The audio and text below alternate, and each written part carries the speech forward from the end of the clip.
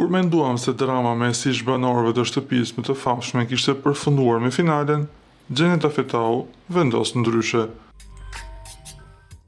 Në një rrafim të jetë të papritur në një emision ajo zbuloi një moment të ëmbël në korridoret e televizionit, një buzëqeshje, por vetëm një buzëqeshje nga gjesti, dhe sipas saj ka qenë pikërisht ai që e pa i pari. I ftuari tjetër Graciano, që me sa duket e një mirë lëvizjet prapa kamerave, e përmendi këtë si një moment që ka lënë përshtypje edhe tek stafi, por nuk mbaroi me kaq.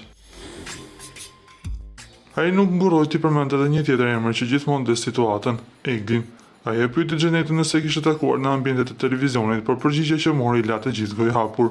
Nuk i kam takuar në televizion, por kam dëgjuar që po flenë në të njëjtin hotel ku qëndroi unë në Tiranë.